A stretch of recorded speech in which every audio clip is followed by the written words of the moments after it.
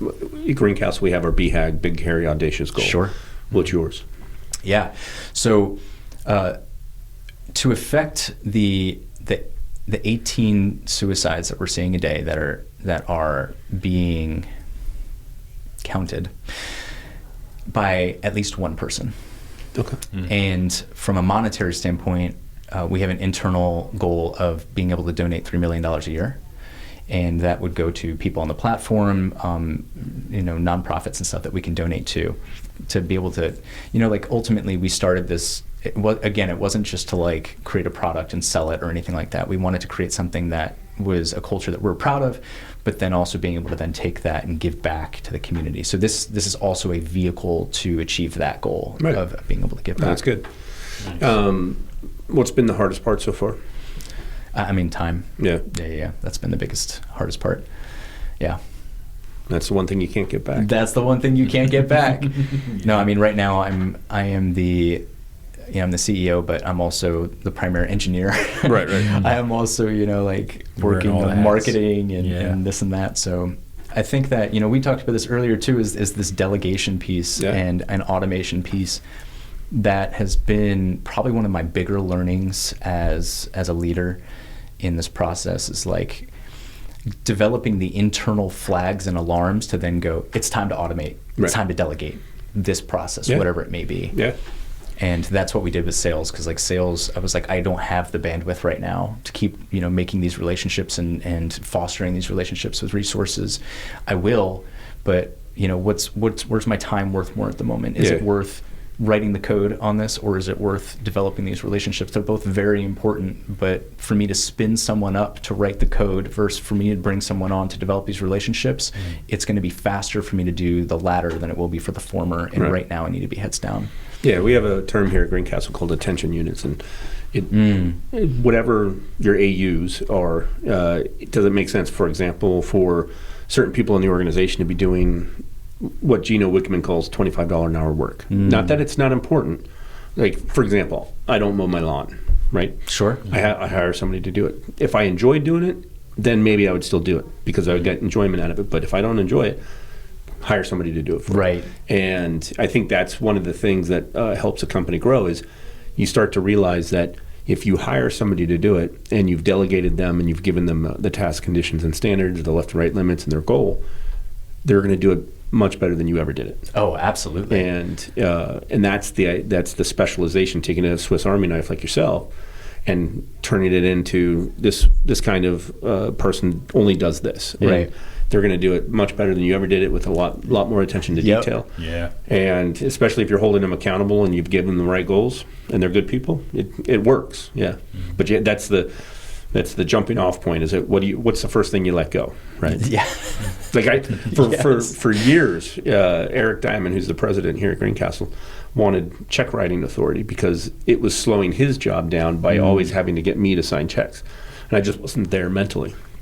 And finally, I just one day it was like, yeah, you can sign it, just or you can do it or whatever.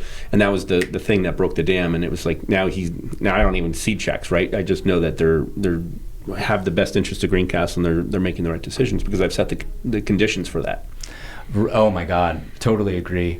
And I think that's hard for a lot of people too, is being able to let go sometimes. Oh no, that's the hardest part. Yeah. That's why, like we were talking about it earlier, that's why businesses don't grow. Right. And that's why not-for-profits stay 1-2 people. Yeah. That's why things don't blossom, is because a person really has a hard time letting somebody else do it and being, I always say, willing to accept 80% of what I was going to do it as. Because that extra 20% is their own ingenuity or their own flavor on whatever the task is. But as long as they're hitting 80% of how I would have done it, I'm good. Oh, that's a cool way to think about it. Yeah. I never heard it put that way. Yeah, and they're going to still do it better than I did. They're going to do it differently. Yeah. And I always use this as an example, is like, they might do it completely differently than me, but as long as it's not fundamentally different outcome than I would have done, I have no comment, right? If they chose blue over green and it has no material impact on the outcome, that's fine. I'm not going to go and you need to make it green. Oh my God. They want blue? Okay. I think, like this, to bring it back to the military, right? Like commander's intent. Yeah. Oh, that's, You know what I mean? Small unit leadership. we call it CDS, customer's definition of success. Yeah. Well, I think that, I mean, I'm borrowing a lot of the gurus out there for this one, but like being very, very clear on the outcome and the why. Oh, yeah. Don't get caught up in the tyranny of how, remove the how, what and why, and then hand it off. Yeah. Well, so that was a big lesson I learned in SEAL training was I was a junior officer, and I was working with a bunch of enlisted guys, and we had a certain thing that we had to get done. I don't even remember what the task was. And the petty officer goes, "Do you want to know how it's done or just that it gets done?" Yeah. And I'm like, "Just that it gets done." Yeah. And so he did it, and I asked him, I was like, "Hey, how did you do that?" And he goes, No. You don't get to know now. I did it. And he goes, it's best if you don't know, but because I'm sure it was a little shady deals here and there, but it was like, as long as the outcome is known and, you get what you need. Right. Wasn't it Truman that said you can accomplish anything as long as you don't care who did it? Yeah. Yeah. I mean, that's the ego getting in the way. I mean, oh my God, yes. And that is probably the hardest part with a lot of business owners is, and I've struggled with it too, is like, as Greencastle has grown, other people in the organization, Eric, Jeremy, Adam, Jeff, and a few others, they've begun to get recognition as a leader of Greencastle, and it's great. I love it, but it's also internally, it's kind of like, well, those motherfuckers, I created the conditions for that. But the ego, you have to let it go and be like, it's awesome that the company's growing and we've hired 100 more veterans, and it's all working, and I don't need to be the person out in front. Yeah. Oh my God. I think that's beautifully put. I'm reading Ego's the Enemy right now by Ryan Holiday. Oh yeah. I love his stuff. Great book. And I think that the concept of ego is very interesting. Yeah. Like what is ego? I mean, ego is there to protect us. Yeah. That's it. And you start building it up from a very, very young age. Right. And I think that what's fascinating in my own journey here is I think we as a society, we hear the ego death. You hear that, right? Oh yeah. But what I found to be an interesting distinction is that when you treat the ego as something that needs to be killed, it doesn't go away. Because it's there to protect you. If you're trying to kill something that's there for protection, it doesn't necessarily go away. What I've actually found, at least that works for me, is the idea of loving the ego, but then letting it go. Yeah. Right? Because, again, it's there to protect me. Thank you. Yeah. But I'm going to now let you go because I don't necessarily need you to protect me. And I think you got to recognize what is coming out of you when you allow your ego to kind of stand out. Like what you're leading with? Yeah. Because it can get ugly. But if you, like we talked earlier about cycles, and like being able to recognize it when you're in a cycle. Yeah. And then once you can start to figure out how to break that cycle. Right. And how to recognize those things when they're coming out. Like I had a question for you, Joe. Like, what made you allow Eric to sign those checks? Yeah, that's a great question. So this is not going to get as deep as a Joe Rogan podcast, but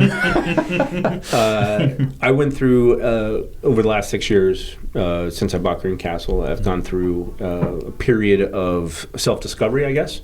Sure. And it's allowed me to trust people more and to realize that sometimes my involvement is interference versus a helpful process. I try to practice.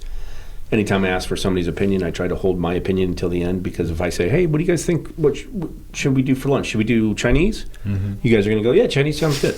Right? But if I say, what should we do for lunch? You're going to say, oh, maybe we should get sushi, and maybe we should, and it's like that way, by holding back, and I'm naturally more reticent. I don't talk a lot anyways, but by just kind of holding back that, it's allowed for diversity of thought that just probably wouldn't have happened if you let the ego get in the way, and it's sure. It's my way or the highway. And that is probably one of the things that I try to work with most of the leaders on, whether they know it or not, is to step back and realize your success comes from other success. It's one of our core values, but it's also individually. I wouldn't be nearly as successful in this job if I didn't build up others so they could be successful. Standing on the shoulders of giants. And it would be the best compliment is if they are more successful than I ever was. Completely right? agree. And because that's just, creating a situation where they can be more successful. But going back to the ego, it's a tough thing. So as I went through my journey, I used plant-based medicine, I used meditation and that kind of stuff. And the interesting thing you said about the ego dying is I kind of agree with you that why should it die? It should just not be the dominating factor. Yeah. You should be able to control it. That's right. Because sometimes it's very, very useful in the fight or flight. Right. If you're, trying to do certain things, the ego is important, but you should be able to control it. Yeah.